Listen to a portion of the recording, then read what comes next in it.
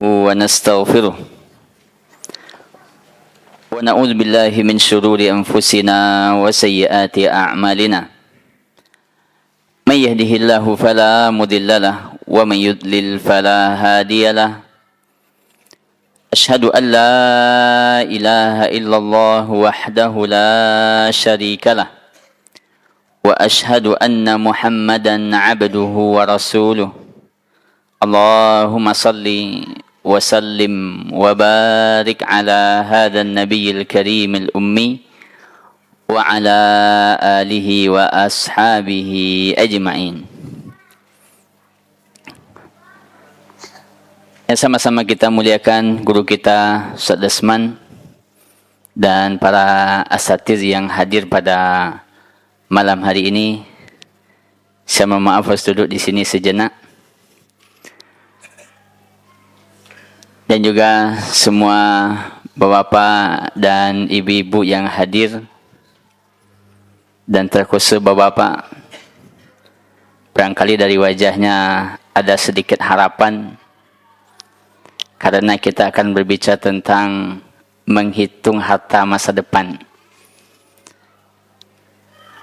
Cuma harapannya bahwa jangan kita bahagia di awak kemandape.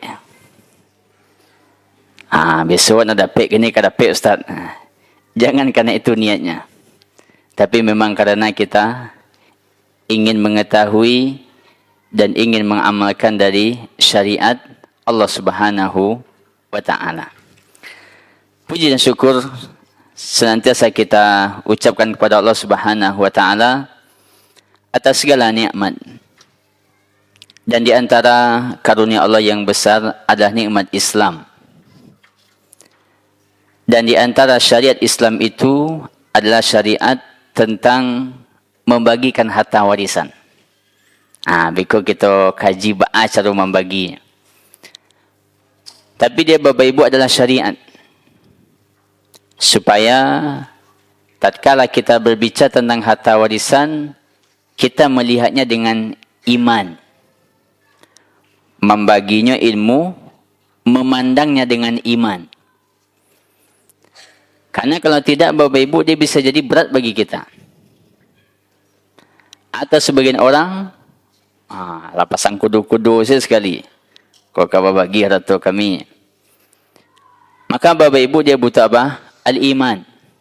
Karena orang-orang yang beriman kata Allah wa qalu sami'na wa ata'na. Kami dengar dan kami taati. Supaya tidak berat bagi kita.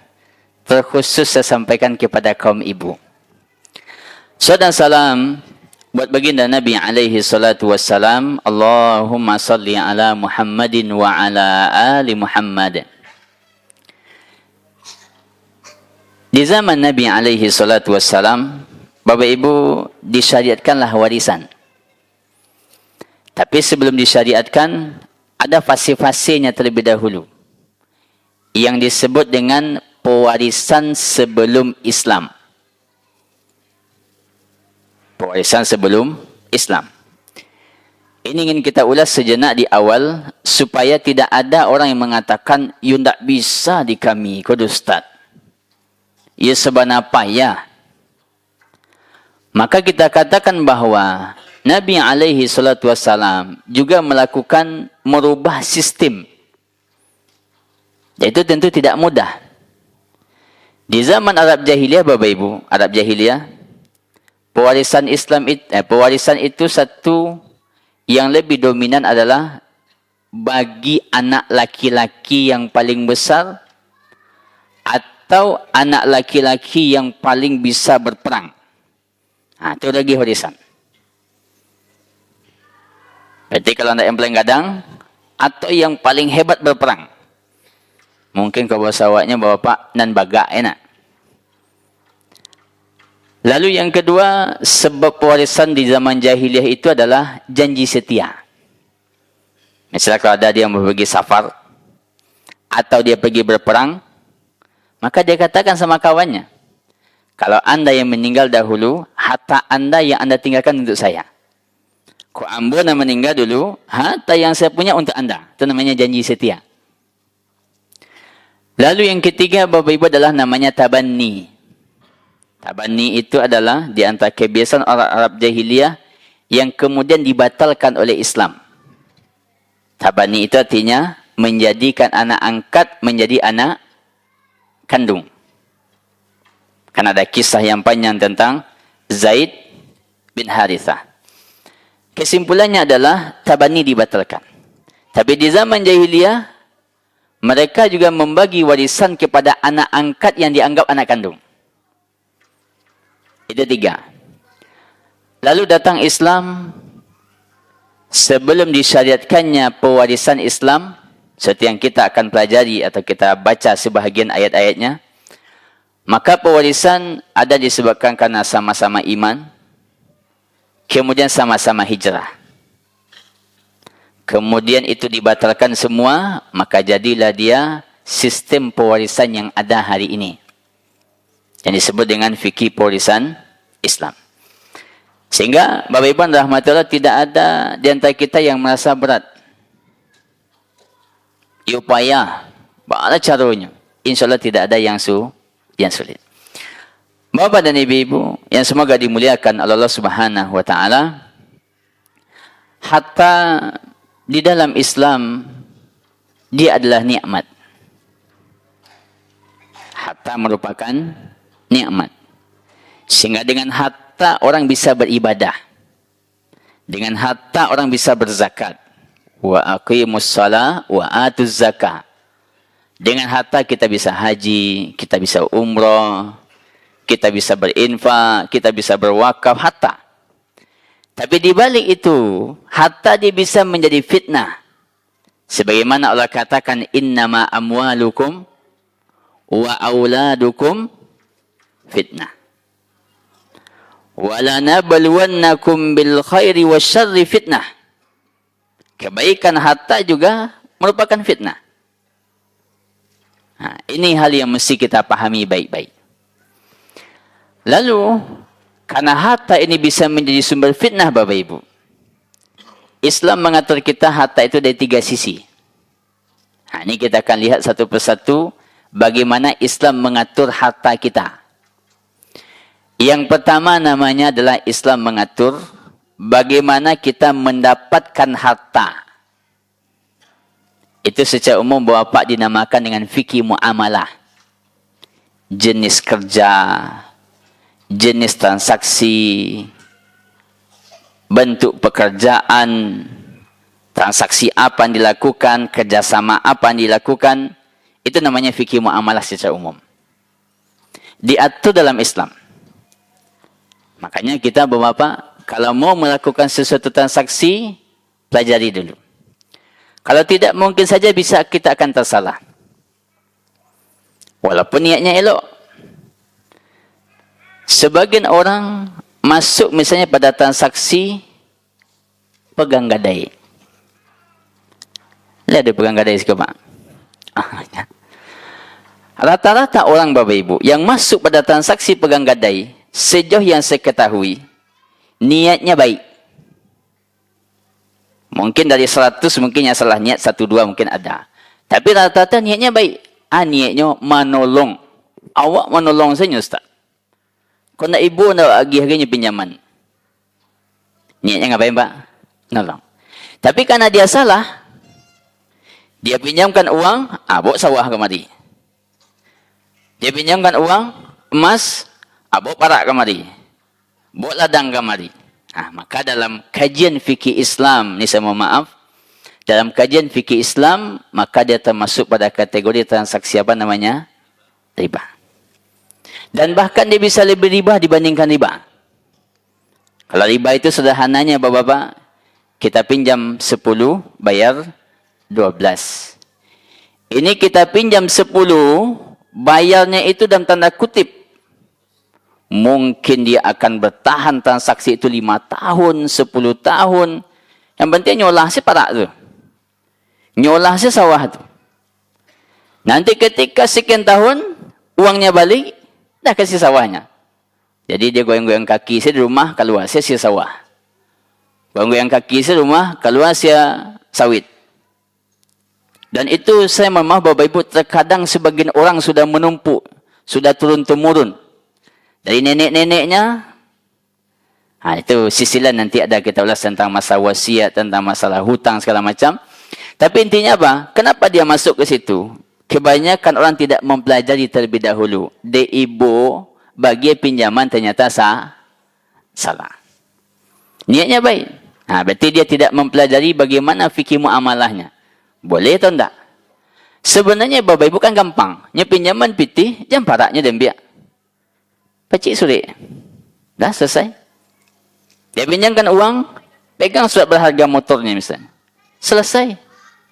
Nya dia sawah lah nama pacik. Sehingga kadang-kadang dia bisa lebih riba dibandingkan apa? Kalau tadi dia pinjam 10, bayar 12, sekarang dia nggak punya sawah lagi. Sawahnya sudah dikasih, atau ladangnya sudah, itu banyak yang membayar. Lebih sulit kondisinya. Makanya ini butuh penyelesaian. Kalau ada yang masih punya transaksi itu, segera diselesaikan. Saya pulang dari kuliah dahulu. Lalu saya tanya sama ibu, Bu, kau kan para orang kau, Bu. Iyo. Berapa pegangnya di zaman itu? 65 kalau tidak salah. Lalu saya kurangi dengan hasil yang didapatkan sekian tahun, karena dia tidak menghasilkan. Tanah kosong yang kadang-kadang ditanam rumput atau apa. Akhirnya mungkin 50 atau berapa yang diminta. Untuk membersihkan. Tapi intinya apa? Saya pulang, ada transaksi pegang gade di rumah. Itu kemudian yang saya coba selesaikan. Baik. Itu yang pertama. Yang kedua, Bapak Ibu rahmati Allah. Kita diatur oleh Islam bagaimana menghabiskan harta. Kalau tadi mencari, kini menghabiskan. Yang disebut dengan fikih nafkah secara umum. Makanya dalam bab fikih nafkah, siapa yang wajib dinafkahi, siapa yang lebih utama dinafkahi, tak ada pembahasannya. Intinya bagaimana kita menghabiskan harta. Untuk apa kita habiskan? Karena kadang-kadang sebagian orang, ibarat pepatah atau istilah orang Minang, pandai mencari, tak pandai mahbian. Tak pandai membagi. Pas mencari, Bapak Ibu, cari yang halal. Pas ketika menghabiskan, sebagiannya tumbang. Terkadang saya prihatin dengan sebagian orang, dan kalau dia sudah baralik, tumbang dia Bapak. Kalau baraliknya kan ancak. Tapi di mana dia tumbangnya? Di mana Pak? Organ tunggalnya. Coba bayangkan Bapak, yang akan dia undang ke rumahnya wanita berpakaian seksi akan berjoget di depan rumahnya. Allah kira bantuin. Muslim, orang Islam. Bapaknya Muslim, ibunya juga, calon besannya juga. Tapi pas sudah beralih, lupa. Lalu mereka kadang-kadang punya istilah, kau nak berbunyi-bunyi itu nak boleh nama tu. Kan nak boleh tu nak bunyi-bunyi. Yang beralik tu apa? Walimah. Tapi intinya bahawa itu kan contoh. Tapi intinya Bapak Ibu rahmati Allah, bahawa di dalam Islam diatur cara menghabiskan. Dan itu juga akan menjadi pertanyaan dari Allah Subhanahu wa taala dalam hadis disebutkan la tazulu qadama 'abdin. Belum akan selamat kaki anak Adam. Dia bisa masuk ke surga sampai ditanya tentang 4 perkara. Salah satunya adalah wa an malihi min aina iktasabahu wa ila aina anfaqahu. Tentang harta, dari mana dan ke mana dihabiskan. Itu 2. Yang ketiga, yang terakhir Bapak Ibu, yang menjadi ulasan kita. Walaupun sifatnya mukadimah. Ya. Islam juga mengatur bagaimana menyelesaikan harta orang yang sudah meninggal. Harta yang tidak punya tuan. Kalau nya mencari piti, dia tuannya, dia dapatkan untuk dia harta. Kalau fikir nafkah, pitihnya di kantongnya, nyogian ke orang. Uang dia.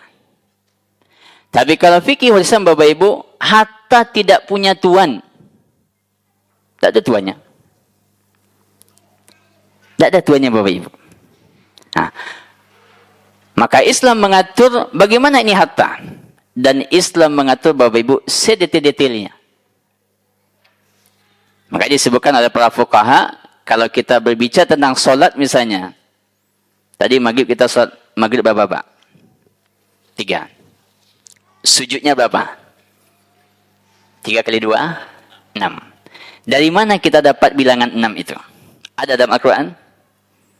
Pernah Bapak baca, kalian salat maghrib lah. Di waktu salat maghrib dengan rukuknya 3 dan sujudnya 6. Ada? Tidak ada. Di mana itu kita dapatkan sunnah Nabi?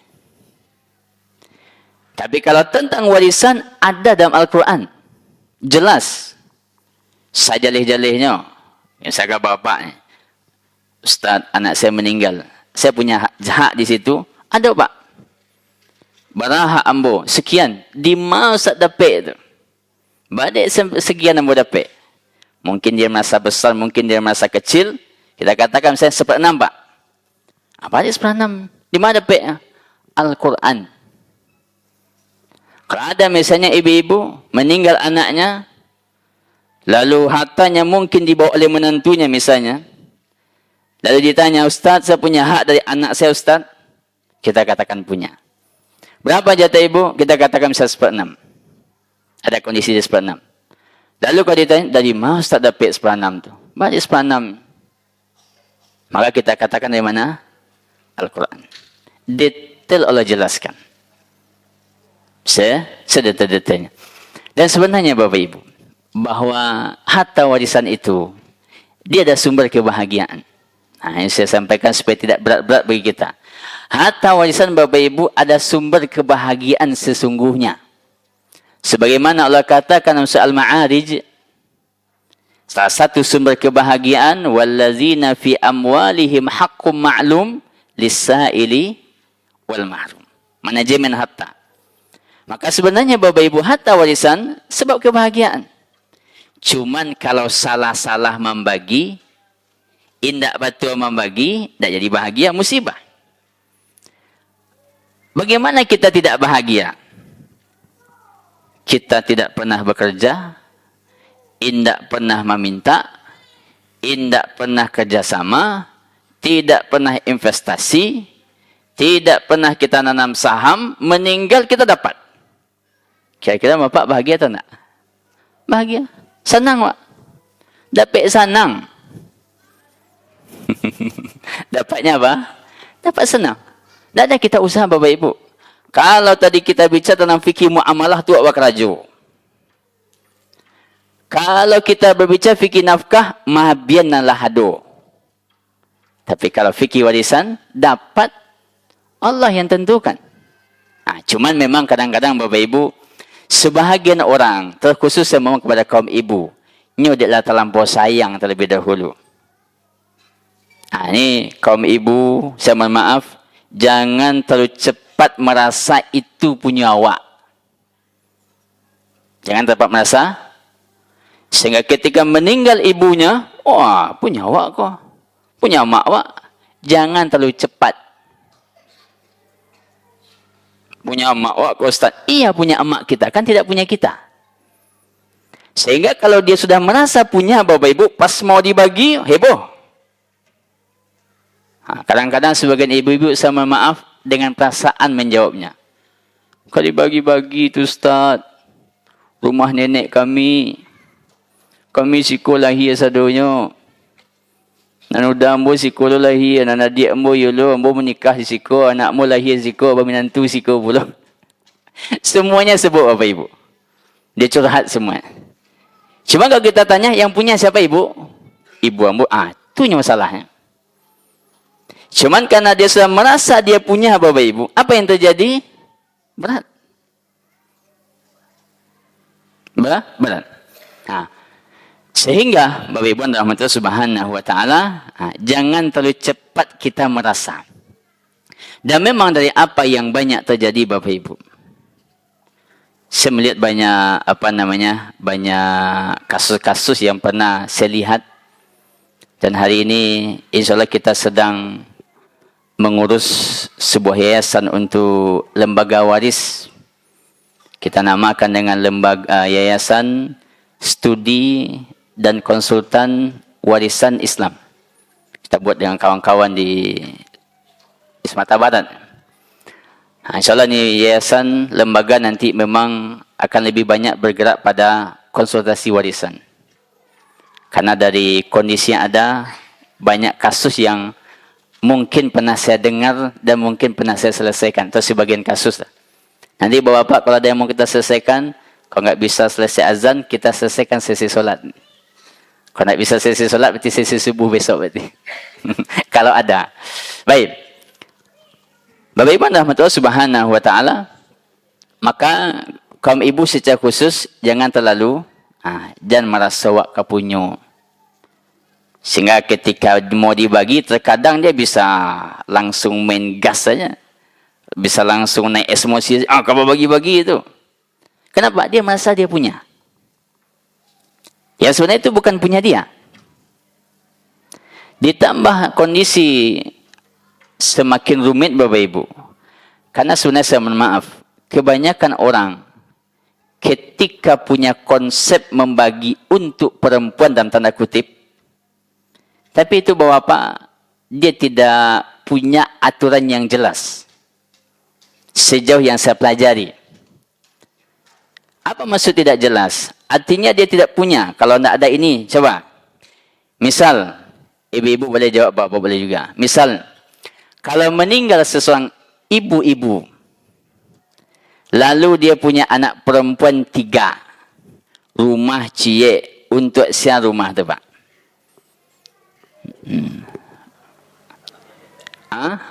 Mungkin. Mungkin yang paling mungkin juga yang paling besar. Mungkin juga yang di tengah. Mungkin juga yang di kampung. Nama rantaunya lebih merantau. Mungkin juga yang mengurusi emaknya. Mungkin juga yang disayang di emaknya. Macam-macam. Tapi kemungkinan terbesar adalah yang akan menguasai itu rumah adalah sianan baga. Kenapa? Karena dia enggak punya aturan yang jelas. Kalau dalam Islam, Bapak Ibu, jaleh. 3 ustaz, gampang membaginya. Tidak sulit. Tapi kalau ini Bapak Ibu, siapa tinggal situ? Mulailah. Atau mungkin juga Bapak Ibu, siapa yang ditunjuk mamaknya? Siapa pandai mau lebih mamak? Awak lah mak. Oh baik. Oh bersabarkan. Tenang, akan tinggal situ. Amak tanggungjawab lah. Begitu. Kenapa? Dia enggak punya aturan. Lalu kalau tidak ada anak perempuan, siapa yang mungkin jadi ahli warisnya? Betul. Mungkin adik perempuannya. Kalau nak ada dulu Pak. Kakak adik tidak ada. Kira-kira siapa lagi Pak? Mungkin adalah anak dari adiknya. Betul? Tapi non produksi dengan laki-laki. Kalau tidak ada juga anak dari adik perempuannya, mungkin etiknya. Saudari dari ibunya. Betul? Kalau tidak ada juga saudari dari ibunya, siapa Pak? Mungkin anak perempuan dari saudari ibunya. Anak produksi dari etiknya. Kalau tidak ada juga, siapa lagi Pak? Mungkin saudari neneknya, mungkin. Saudari perempuan neneknya, tapi dari pihak ibu. Kalau tidak ada juga, siapa lagi Pak? Mungkin anak perempuan dari saudari neneknya, tapi dari jalur ibu. Kalau tidak ada juga? Mungkin cucu perempuan dari anak perempuan dari neneknya, saudari neneknya. Kalau tidak ada juga, siapa lagi Pak? Mungkin balah-balah sabalah nan sesuku kena. Mungkin yang atau orang yang mengku mama dan seterusnya. Intinya Bapak Ibu, dia tidak punya aturan yang baku. Kalau mereka berdua, kalau saudarinya berdua, kalau saudarinya berlima, artinya apa? Sehingga itu yang kadang-kadang memicu masalah. Kenapa? Dia tidak ada satu aturan yang baku, yang kemudian bisa dipakai secara bersama. Konsepnya ada. Kebanyakan orang pakai apa konsepnya? Ratu untuk produksi. Itu konsepnya. tapi masih terlalu umum. Dan itu juga konsep sebenarnya Bapak Ibu, di antara hal yang perlu kita tinjau ulang bersama dari konsep adat bersandi syarat bersandi kita belum. Kita Minangkabau ini Bapak Ibu bersyukur. Bahagia kita di orang Minang. Apa yang jadikan kita bahagia? Orang Minang punya falsafah hidup. Apa falsafah hidupnya? Adat bersandi syarat bersandi kita belum. Falsafah hidup. Saya belum pernah temukan di Indonesia ada sebuah suku, komunitas yang punya konsep seperti itu. Kalau saya nanti tidak tahu, Bapak kasih tahu. Tapi sejauh saya ketahui suku-suku yang ada, tidak ada. Tiba Minangkabau apa konsepnya? Tapi tentu itu masih ada PR ya nak. Salah satu PR-nya mungkin terkait masalah warisan. Baik. Bapak Ibu semoga dimuliakan oleh Allah Subhanahu wa taala. Lalu harta warisan apabila dia tidak dibagi. Apabila tidak dibagi, maka Bapak Ibu kemungkinannya dua. Kalau tidak dibagi atau salah bagi, kemungkinannya adalah dua. Bisa saja orang berada pada posisi menzolimi. Atau dia mungkin pada posisi terzolimi. Yang menzolimi, yang dizolimi bukanlah orang-orang yang jauh, orang dekat dia. Saya kasih contoh Bapak. Kalau ada orang badun sanak berempat dan ahli warisnya hanya ini saja, berampik saja, tidak ada yang lain. Kalau ada yang lain nanti kan pengaruh. Anggap tidak ada yang lain. Berarti seharusnya Bapak Ibu harta dibagi 6. Karena kan kaedahnya adalah bagi laki-laki 2 kali bagi perempuan. Berarti yang laki-laki ini dikali 2. Berarti dibagi 6 hartanya. Laki-laki 1/6. Perempuan 1/6. Dan laki-laki 2/6. Laki-laki 2/6, perempuan 1/6. Lalu, kalau dia salah bagi, semuanya diambil oleh perempuan berdua. Berarti masing-masing perempuan mengambil 3/6, 3/6. Apa akibatnya? Maka bagi satu dari anak perempuan, 1/6-nya halal, 2/6-nya saya pernah ditanya oleh seseorang atau ibu-ibu dulu. Jangan pakai bahasa haram-haram tu Ustaz, borik adik kami. Tak ada bahasa yang lain Pak. Tak ada bahasa yang lain. Itu bahasanya. Jadi, kalau ini wanita mengambil setengah, kan tadi dia berempat. Nyambil saya berdua. Perempuan berdua, 3/6, 3/6. 1/6-nya halal, 2/6. Dan itu bukan orang lain yang punya Bapak Ibu. Bukan orang jauh yang punya. Udahnya atau adiknya. Yang punya siapa? Udahnya. Atau adiknya. Bukan orang lain. Sehingga apapun yang dihasilkan dari harta warisan itu, begitulah kira-kira hasilnya. Dapat dia Bapak Ibu beli ini air. Satu perempuan ambil satu ambil ini.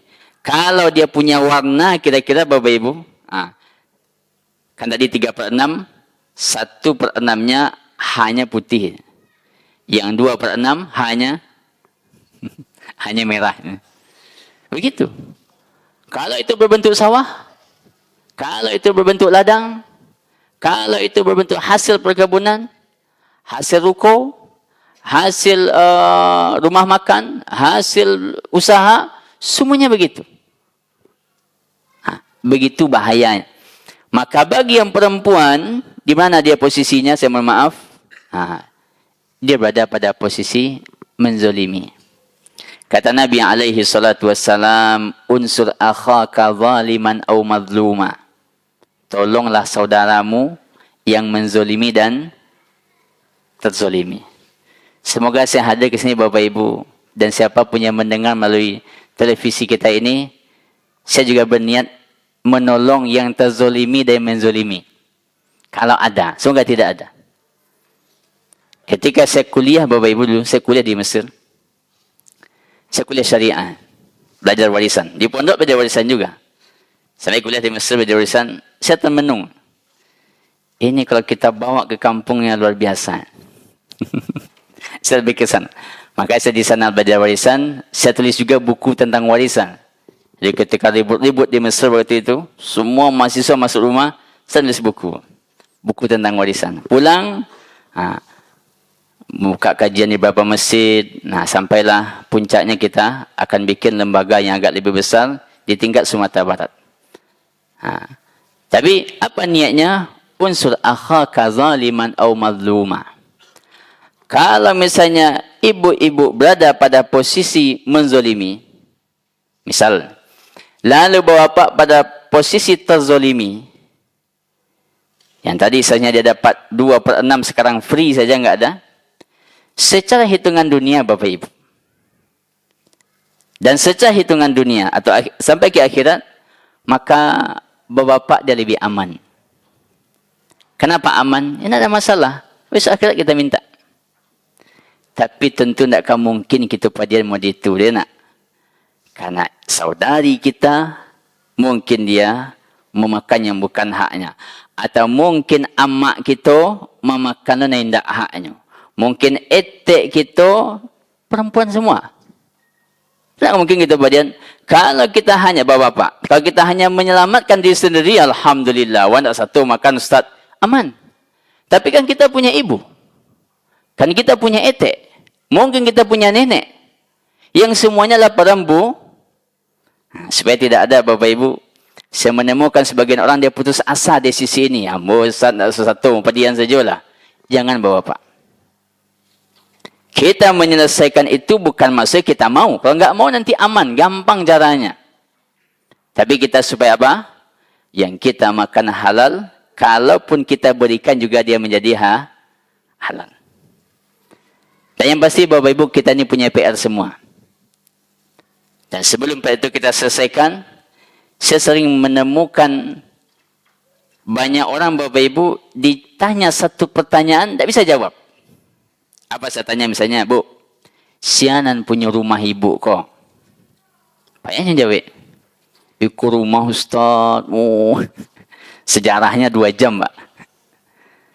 Kenapa? Tidak bisa menentukan siapa yang punya. Sudah turun-temurun, tapi tidak diselesaikan. Saya pernah menyelesaikan kasus warisan semenjak 2000 kalau tidak salah. Mungkin sudah 18 tahun saya selesaikan, 2018 atau 2017. Sebuah usaha. Saya tanya, ini usaha Bapak ini semenjak kapan jadi warisan? Semenjak 2000. Lalu sebelum 2000 bagaimana usahanya? Oh, itu dulu dari kakek kami Ustaz, kakek kami begini. Tidak bisa menentukan siapa yang punya perusahaan. Siapa yang punya kedai. Dan dia sudah punya kedainya berkembang, sudah bangun properti, sudah beli aset ini. Nah, makanya Bapak Ibu, pertanyaan pertama yang mesti kita selesaikan, pastikan harta kita itu kita tahu itu punya kita atau tidak.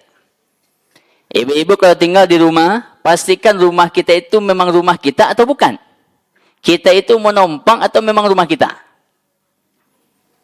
Nah, itu pertanyaan yang penting. Misalnya ibu-ibu ditanya, Bu, sianan punya sawah tu.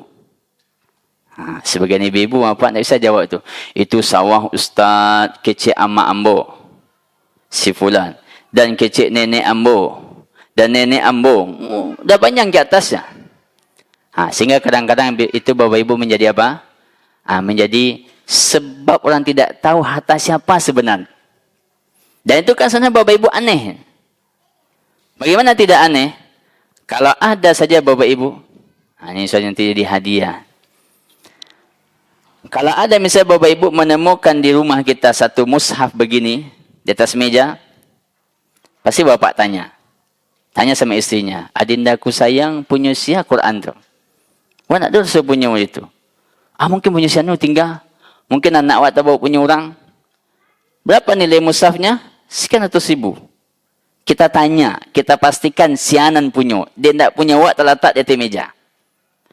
Tapi sebagian orang Bapak Ibu, dia lupa bertanya, ditinggal di rumah yang dia tempati, lupa bertanya punya siapa rumah ini. Dia makan dari hasil sawah, lupanya bertanya sawah sia sebenarnya koma. Dia menghasilkan dari sebuah ladang, dia lupa bertanya, sawah ini parak sawit siapa Pak? Makanya Bapak Ibu itu perlu kita pastikan. Nanti Bapak Ibu kalau pulang ke rumah, yang bisa membuat kita tersenyum, ambil pena satu, ambil kertas, itu dirilis aset. Dirilis apa? Aset. Pastikan kepemilikannya. Dan itu Bapak Ibu bahagian dari muhasabah namanya. Sebagaimana Umar bin Khattab mengatakan, hasibu anfusakum qabla an tuhasabu. Pastikan dulu, ini rumah kita, ini rumah berdua, ini sawah saya beli, itu ladang diberi, itu parak itu dikasih, itu dibeli juga, ini mobil, semuanya. Kalau ada masih abu-abu Bapak Ibu, itu perlu kita selesaikan. Kan kata Nabi SAW, innal halala bayyin, wa innal harama bayyin, wal umuru bainahuma mustabihat. Minimal dia syubhat. Minimal adalah syubhat. Dan itu yang akan kita masukkan ke mulut anak kita. Dan itu rumah yang akan menjadi payung kita tinggal. Dan itu rumah menjadi tempat kita tidur. Dan termasuk juga yang muda-muda. Kalau mau membuat rumah, maka saya punya pesan, pastikan juga dulu kepemilikan tanahnya. Karena kita kalau sudah berbicara tentang pusaka tinggi, dia kan punya pembahasan tersendiri. Jangan yang muda-muda terlalu cepat membuat rumah di atas pusaka tinggi. Kenapa? Karena nanti dia rumit ke depannya. Ketika kamu membangun jadi lama, Sultan, buatlah rumah Sultan. Lawih tanah aku Sultan. Konan kau Sultan buat rumah untuk anak Sultan besok. Tapi ketika rumah sudah terbangun, apa yang terjadi terkadang? Kalau misalnya istri kita meninggal, ialah sampai negari kami untuk Sultan. Lalu kalau kita ingin untuk warisannya dibagi, atau anak kita ingin membagi itu rumah, apa bahasa sebagian mereka? Indak ba'adu Sultan. Rumahnya Sultan bawa, tanahnya tinggal. Bahkan buat rumahnya. Makanya yang muda-muda saya punya pesan, bersabarlah dulu. Kalau sudah pasti hibah, bikinkan surat hibahnya. Tapi kalau tidak, bersabarlah. Bagi kita kontrak dulu supaya nanti ke depan, karena bisa jadi itu anak kita yang akan nanti bermasalah. Atau mungkin kita, kalau misalnya dia cerai, gimana dia mau buat rumah? Ya, cerai misalnya. Anggaplah ditakdirkan cerai. Gimana dia bisa bawa rumah? Bismillah wassalatu wassalamu ala rasulillah wa ala alihi wa ashabihi wa mawala. Bapak dan ibu-ibu yang semoga dimuliakan Allah Subhanahu wa taala. Kalau kita mempelajari warisan sebagai muqaddimah, insyaallah setengah jam selesai. Kalau kita ingin yang lebih dalam, mungkin butuh agak sehari 2 hari. Seharilah. Tapi yang ketiga lebih berat adalah mengamalkannya. Itu butuh perjuangan. Dan butuh kebijaksanaan. Walaupun yang kita sampaikan betul, cuman dia membutuh cara yang bijaksana. Supaya tidak ada nanti bapak pulang sampai ke rumahnya, mak, amak atau makanan haram hak ambu. Jangan. Dan itu Bapak Ibu pernah terjadi seperti itu. Saya dikadukan oleh seorang ibu-ibu. Intinya memang sebenarnya seperti itu. Artinya memang ibunya mungkin karena belum mau membagi, mungkin dia termakan hak anaknya. Tapi kan tak mau itu cara kita kamak gitu. Butuh proses ya nak. Sampaikan, dijelaskan dan seterusnya. Dan dia kan ibu kita. Supaya tidak ada yang frontal dalam menyelesaikan, main hantam saya tidak boleh. Baik. Jadi kalau kita kayak gini kita mukadimah, ya mungkin setengah jam, nanti ada tanya jawab. Kalau kita ingin agak lebih dalam, mungkin enggak sehari, bapak bisa duduk. Ya. Kalau kita mengamalkan, ini butuh proses. Mungkin bapak mulai saja berbicara, mungkin akan ada yang menggas-gas. Saya datang ke rumah seseorang, tapi belum membagi warisan. Jadi sang nenek-nenek dia ingin mewakafkan hartanya ke sebuah lembaga sosial Islam. Lalu tidak boleh anak-anaknya. Saya tanya, punya siapa bu? Punya saya Ustaz. Betul punya ibu? Iya. Baik. Boleh Ustaz? Boleh. Itu dia hibahkan dan wakafkan. Tapi anak saya tidak boleh. Saya datang ke rumahnya. Baru saya masuk rumah, bapak ibu tunjuk kidanya, cik. Lo, dia pulang dari Jakarta. Lo yang mau bagi warisan mak gua. Lo nak ada orang, mak yang meninggal. Tapi karena dia merasa seakan-akan mau diambil haknya, lo mau bagi warisan mak gua. Gua punya Ustaz juga. Tunjuk-tunjuk kidanya, Pak. Saya maksudnya. Lalu kata abangnya, ini yang selalu Ustaz, ini lagi lo tu. Duduk itu dulu. Itu kata abang. Artinya apa bapak ibu? Mungkin dia merasa terusik.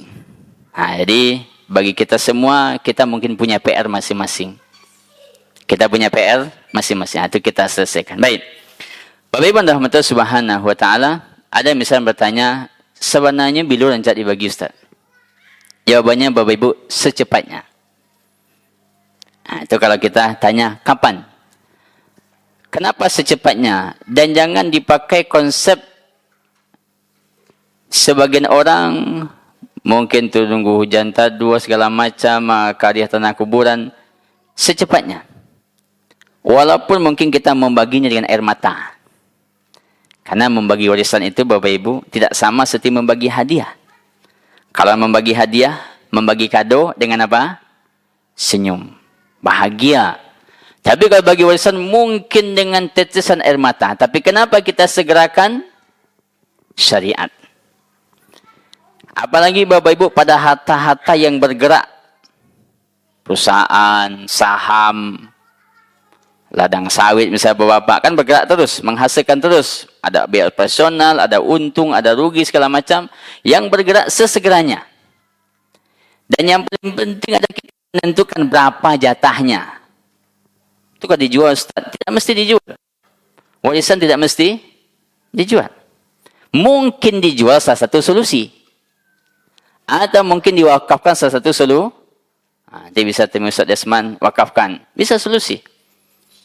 Tapi kan tidak mesti itu. Yang paling penting apa? Persentase. Supaya nanti ketika dia membutuhkan biaya, kita sudah tahu persentasenya masing-masing. Kategori sama juga.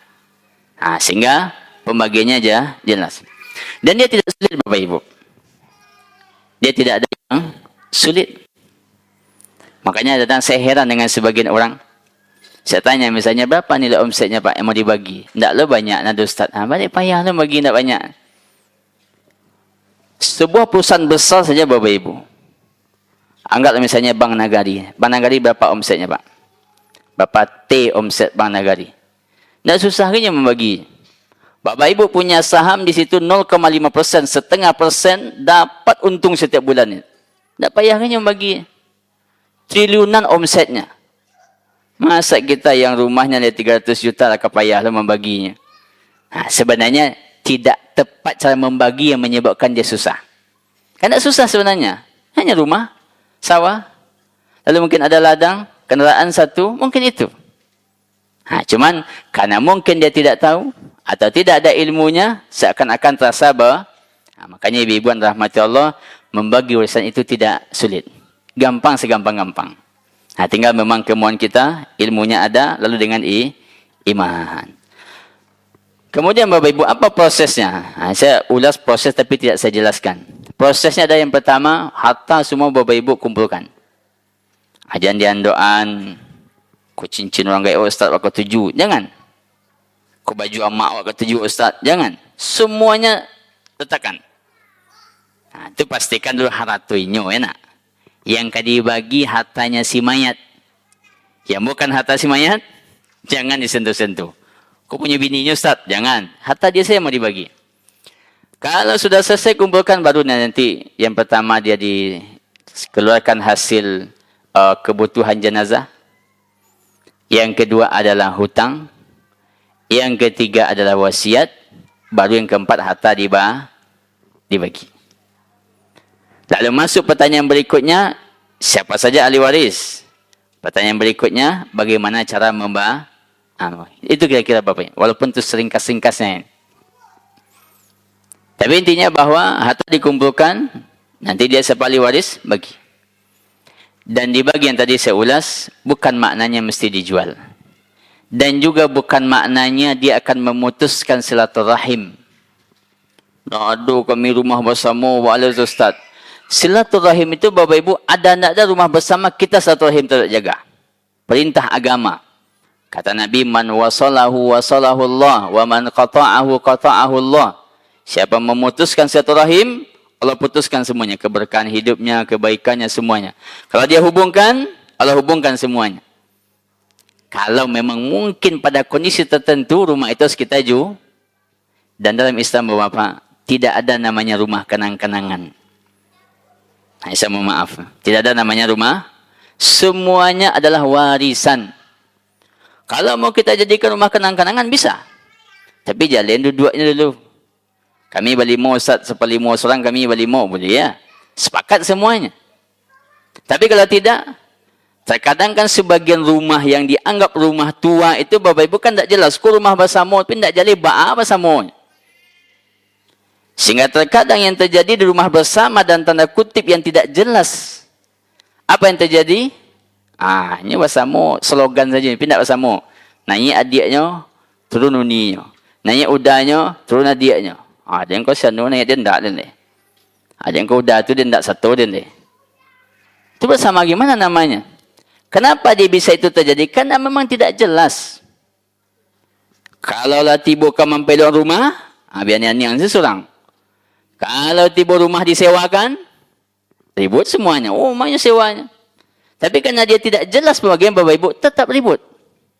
Nah, maka dalam Islam, tidak ada rumah bersama yang tidak jelas presentasi kepemilikan. Tapi kalau jalih, gampang. Berlima, masing-masing seperlima. Kalau dibutuhkan biaya perbaikan, sama-sama. Kalau dia menghasilkan uang, sama-sama. Kalau ada di situ yang tinggal salah satu, berarti dia tinggal di 1/5 bagian miliknya, dan 4/5-nya punya saudaranya minta izin lah. Kenapa? Karena dia bikin ribut Bapak Ibu. Rumah cie, kamarnya 3 dan pedusinya 5. Apa caranya? Sulit. Sulit. Rumah cie, nak pedusi 5, kamar 3. Apa caranya? Itu di dapur seorang. Artinya apa? Menimbulkan masalah. Menimbulkan. Tapi kalau jelas presentasi gampang. Bisa kita atur. Baik. Terakhir Bapak Ibu Anda, langsung kita tanya jawab. Saya bacakan beberapa ayat sebagai penenang bagi kita. Nanti Bapak Ibu kalau pulang bisa dibuka An-Nisa ayat 11, 12, 13 sampai 14. Ini ayat-ayat pokok tentang warisan. Di ayat 11, apa kata Allah? Aba'ukum wa abna'ukum la tadruna ayyuhum aqrabu lakum naf'a. Ini saya mau penutup ayat 11. Kata Allah, ayah-ayah kalian dan anak-anak kalian, tidaklah kalian mengetahui siapa yang paling dekat bagi kalian manfaat. Maknanya apa? Warisan Bapak Ibu tidak dibagi berdasarkan azas dekat dan manfaat. Ini udah kek jawab Ustaz, masaknya seketik. Tidak itu standarnya. Makanya warisan dia punya standar sendiri. Anak durhaka itu dia Ustaz. Kalau dia anak, kasih. Masa dia durhaka itu dosa dia kepada Allah. Tapi dia punya hak. Isteri durhaka dia Ustaz, kasih.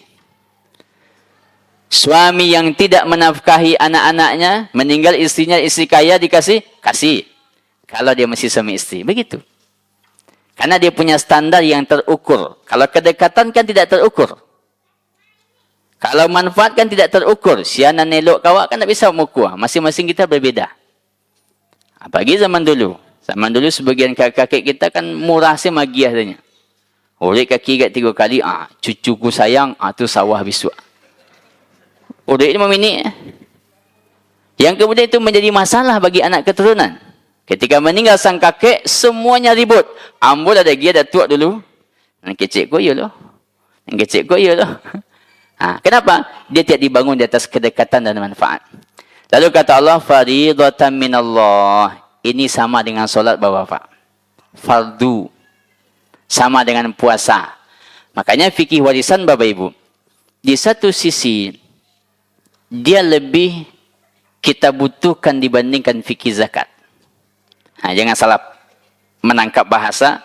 Secara kemuliaan tentu lebih mulia zakat karena dia adalah rukun Islam. Tapi secara keterpakaian dalam hidup, maka perbedaan fikih zakat dengan fikih warisan. Kalau zakat Bapak Ibu, mungkin kita akan menjadi pelaku zakat, mungkin tidak. Tidak semua kita yang akan mengeluarkan zakat. Kalau kita tidak tahu, kita tidak dosa. Aduh, tidak dong dibagi. Tapi kalau urusan Bapak Ibu, siapapun kita pasti akan bertemu pada dua sisi. Kalaulah kita bukan sebagai ahli waris, atau kita akan sebagai orang yang mewariskan. Kalau tidak keluarga awak meninggal, atau awak meninggal, pasti kita akan bertemu dengan itu. Makanya tadi kita ulas, kasus-kasus Bapak Ibu jauh lebih banyak dibandingkan kasus zakat. Karena dia akan bertemu dengan semua kita. Kalaulah tidak kita ahli waris, atau nanti kita akan mewariskan. Kalaulah kita tidak mendapatkan, kita akan meninggalkan harta. Nah, begitu. Makanya kata Allah, faridatan minallah. Innallaha kana aliman hakima. Allah maha mengetahui, lagi maha bijaksana. Allah yang mengetahui kebaikan, aturannya begini, dan seterusnya. Yang terakhir, di ujung dari ayat tentang warisan, Allah sebutkan Bapak Ibu konsekuensi.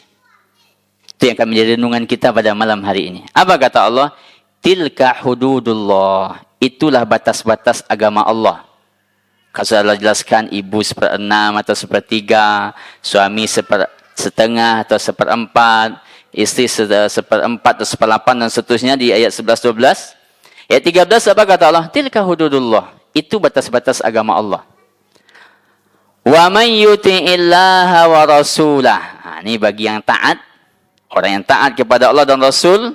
Cari dari Bapak Ibu, apa kebaikan yang Allah berikan? Yang pertama, yudkhilhu jannatin.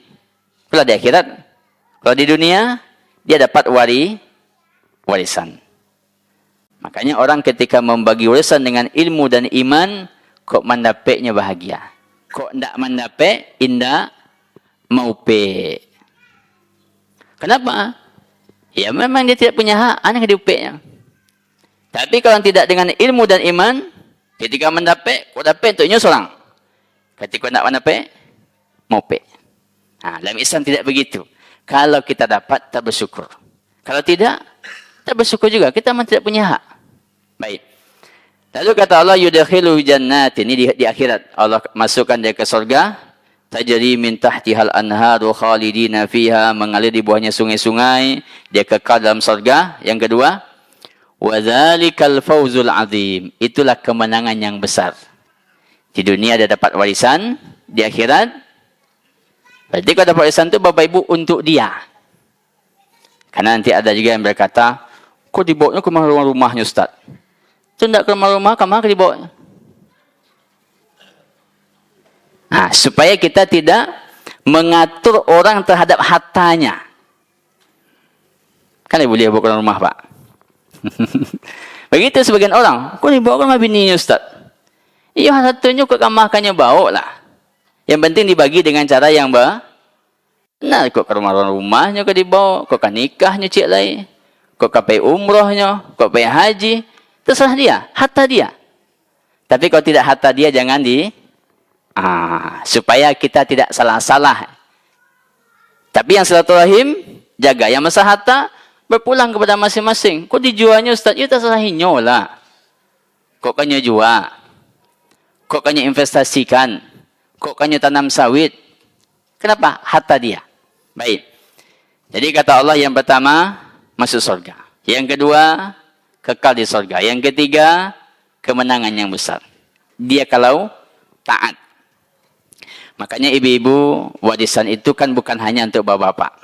Supaya ibu-ibu juga tidak salah-salah. Kau bapak nang kemanang Ustaz? Tidak juga. Ada haknya ibu-ibu. Dan ada kondisi barangkali hak ibu-ibu lebih besar dibandingkan bapak-bapak. Karena kaedah 2:1 antara laki-laki dan perempuan tidak selama-lamanya, tidak dalam semua kondisi. Maka mungkin ada kemungkinan perempuan lebih banyak. Bisa jadi laki-laki lebih banyak. Bisa jadi perempuan lebih sedikit. Bisa jadi laki-laki lebih sedikit, begitu. Tapi memang akan ada kondisi-kondisi laki-laki lebih banyak dibandingkan perempuan. Sebagaimana Allah katakan, lizakari mislu hadil unsayain.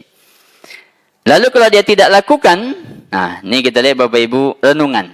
Kata Allah, wa may ya'sillaha wa rasulah. Orang yang berbuat maksiat lalu kepada Allah dan Rasulnya, wa yata'adda hududah, melampaui batas.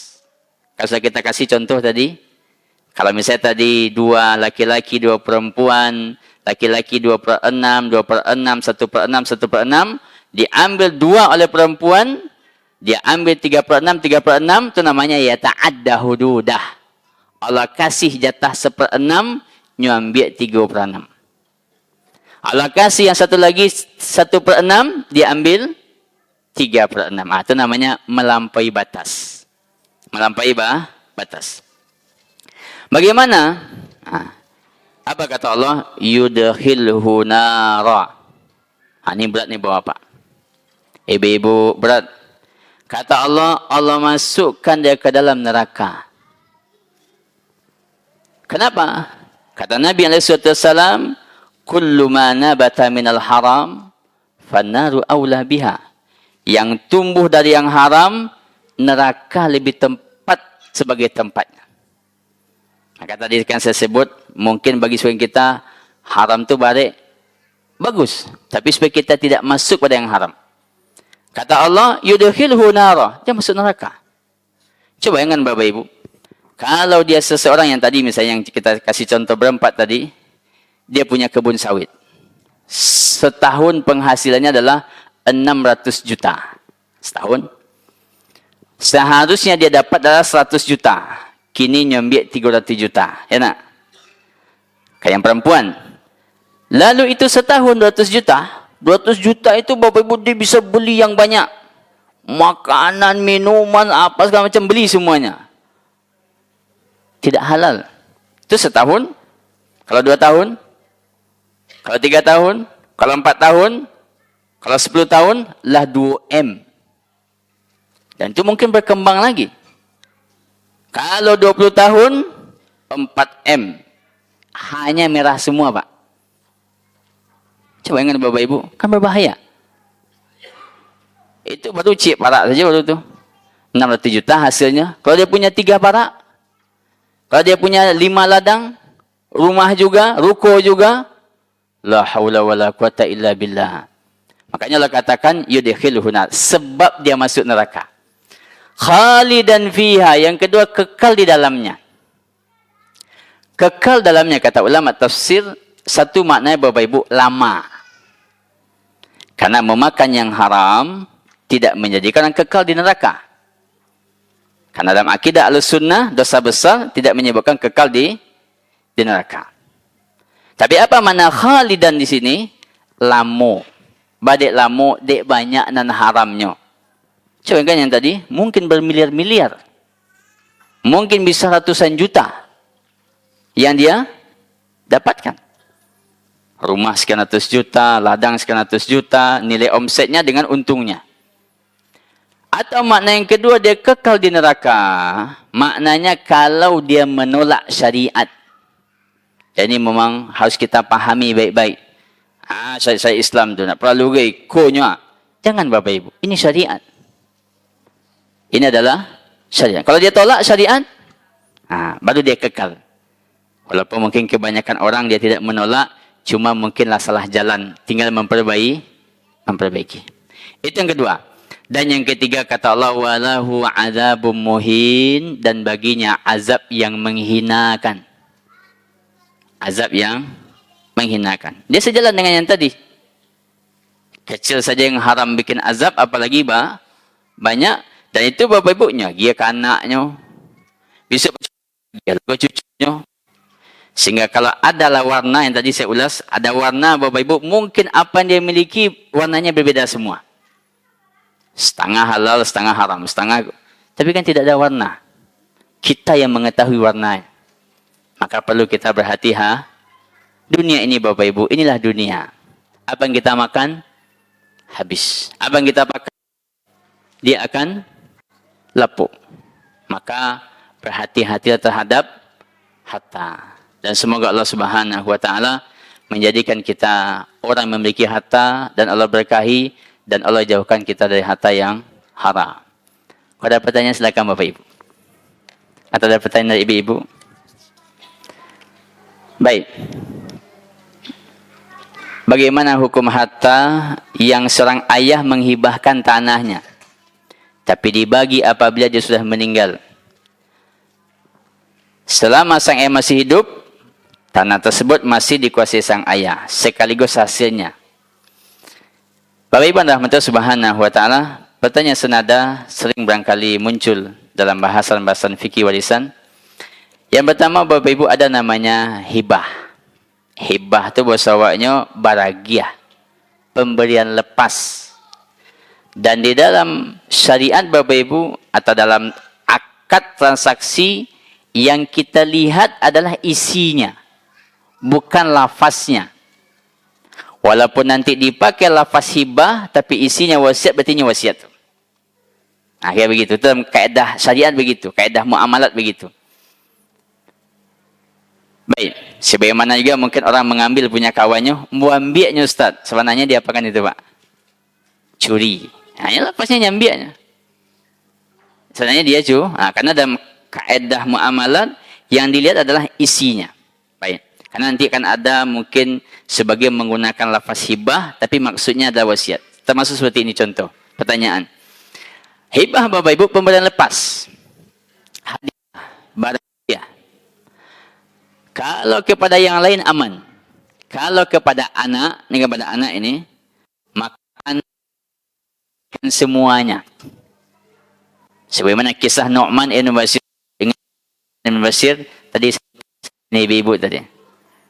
Nu'man ibn Bashir ketika diberi oleh ayahnya sebidang tanah, lalu kata ibunya, "Nak, jangan kita terima dulu, kita tanyakan Nabi." Ditanya oleh ibunya kepada Nabi, kata Nabi, "Ibu, apakah Nu'man ini dia punya saudara yang lain?" Artinya ayahnya Bashir ini radhiyallahu anhum punya anak selain Nu'man. Kata ibunya, "Iya." Leh dia giahnya sadonya. Kata ibunya, "Enggak ya Rasulullah, ini jikonan sayangnya." Kata Nabi, "Saya tidak akan menjadi saksi dari pemberian yang zalim." Nah, makanya dalam hibah kepada anak, agih sadonya, kecuali kalau mereka rela. Tapi itu memang butuh dikumpulkan, supaya tidak ada kecemburuan yang terjadi. Lalu yang kedua namanya Bapak Ibu adalah wasiat. Apa itu wasiat? Pemberian ketika hidup, akan dieksekusi kalau sudah meninggal. Tu besok sawah tu ambil dia. Mungkin begitu bahasa orang tua kita zaman dulu. Atau parak tu dek kau besok. Wasiat, Bapak Ibu rahmati Allah, pesan ketika hidup dieksekusi kapan? Ini seperti pertanyaan ini. Ketika dia masih hidup, sang ayah tersebut masih menguasai, itu namanya wasiat. Tadi saya sudah ulas tapi tidak sebutkan penjelasannya. Maka salah satu dari aturan wasiat, tidak boleh kepada anak. Tidak boleh kepada ahli waris. Kata Nabi, "La wasiyata liwarithin." Ahli waris tidak boleh menerima wasiat. Atau dengan bahasa yang lain, ini gawenya bukan gawe ahli waris. Ini gawenya bukan gawe ahli waris. Ahli waris apa yang akan didapatkan? Warisan. Wasiat untuk selain ahli waris. Kalau dia berwasiat kepada ahli waris, tidak boleh kita tunaikan. Kecuali kalau semua ahli waris setuju. Karena akan mengambil hak mereka. Ini lapasan amak bana tu Ustaz. Lapasan atuk bana tu. Lain tak berdosa gitu kalau tak kita tunaikan? Jawabannya adalah tidak. Kalau kita tunaikan malah kita berdosa bersama. Saya ulang. Misalnya bapak-bapak ini punya ibu. Lalu dia katakan, "Nak, ikut sawah besok untuk adik ang yo nan padusi." Kan wasiat tu. Sawah. Lalu meninggal sang ibu. Yang seharusnya sawah itu dia punya hanya sepertiga. Karena dia berdua dengan abangnya. Dia dapat sepertiga, abangnya 2/3. Lalu karena ada wasiat sang ibu. Apa tadi bunyi wasiatnya? Anak bujangku sayang. Ang berduanya. Nan ko sawah yun tak dia ang besok deden. Kan tu wasiat. Dan mungkin dia akan ulang-ulang wasiat. Karena dia enggak mengerti Bapak Ibu. Nyupasaan benar kata lingudanya tu. Kalau tak kena ada yang wasiat den, mungkin begitu bahasa zaman dulu lah. Saya mau kadang tidak nyaman yang kalimat den. Mungkin dah dipasakkan semata ingat anaknya. Ya sebenarnya untuk adiang besok meninggal. Lalu kalau kita tunaikan Bapak Ibu. Yang pertama anak perempuan tadi dapat sepertiga. Kemudian dengan wasiat dia dapat 3/3 full. Maka sepertiganya halal, 2/3-nya haram. Yang menunaikan wasiat dosa. Yang tak kalah penting Bapak Ibu, yang amaknya wasiat berdosa pula. Karena sebab wasiat yang salah. Akibat wasiat yang salah, anak perempuannya memakan yang haram. Dan dia di kuburan tak pernah ikut memakan Bapak Ibu. Tak satu baginya makan kat sapiah pun. Dosa saja nak dapat. Makanya kalau kita tunaikan itu wasiat, kita berdosa dan ibu kita berdosa juga. Kalau kita batalkan, kita berikan pada anak perempuan sepertiga sawah itu, dan 2/3 untuk anak laki-laki, nan awak indak berdosa, nan anak berdosi nak makanan haram, nan amaknya juga tidak berdosa. Mungkin tu kerana kelalaiannya, ketidaktahuannya, tidak mengerti, dia terlampau sayang segala macam, kita batalkan. Alhamdulillah, tidak ada dia berdosa. Tapi kalau kita tunaikan, semuanya berdosa. Begitu. Baik. Maka, Bapak Ibu rahmatullah, kalau wasiat tidak boleh kepada ahli waris. Dia hanya boleh kepada selain ahli waris. Kalau ada kepada ahli waris, maka dia batal secara syariat. Datang beberapa orang ke saya, lalu menjelaskan warisannya. Dia sudah depositkan hartanya untuk anaknya paling kecil lebih kurang 200 juta. Saya tanya, Bu, ada dikasih yang lain, Bu, abang-abangnya? Tidak, Ustaz. Nyo ketik yang kau tinggal seorang dia. Wak gih. Oleh ayahnya masih oleh suaminya. Saya katakan ini ibu secara syariat tidak boleh. Kita tanya dulu kepada abang-abangnya, uni-uninya. Kalau mereka setuju, ini wasiat atau ini hibah, kita kasih. Kalau tidak, kita batalkan. Dan yang setuju. Akhirnya itu kita jadikan warisan karena wasiat yang salah. Dia berwasiat kepada salah satu ahli waris. Siapa itu? Walaupun secara kondisi mungkin bisa jadi alasannya paling ketek, ini alun sekolah, besoknya ke kuliah, seterusnya ke menikah. Banyak alasannya. Tapi saya Bapak Ibu tidak bisa itu jadikan sebagai alasan. Wallahu ta'ala a'la wa alam. Baik, kita cukupkan Bapak Ibu rahmatullah subhanahu wa ta'ala. Dan kita berdoa kepada Allah. Semoga Allah berikan kepada kita harta yang halal. Dan Allah jauhkan kita dari harta yang haram. Ada doa Nabi yang menarik. Allahumma gfina bihalalika an haramik. Wa bifadlika amman siwak. Ada juga doa Nabi yang lain. Allahumma aksir amwalana wa auladana. Wa barik lana fima a'taitana. Yang paling pendek. Allahumma inna nas'alukal huda wat tuqa wal afafa wal ghina. Itu doa-doa supaya kita menjadi orang yang kaya. Baik, kita cukupkan Bapak Ibu rahmatullah subhanahu wa ta'ala. Jika ada yang mau bertanya, segan di keramaian, nanti kita selesaikan sesudah sholat insyaAllah. Kalau ada pertanyaan. Subhanakallahumma bihamdik, asyhadu an la ilaha illa anta, wa astaghfiruka wa atubu ilaik. Wassalamualaikum warahmatullahi wabarakatuh.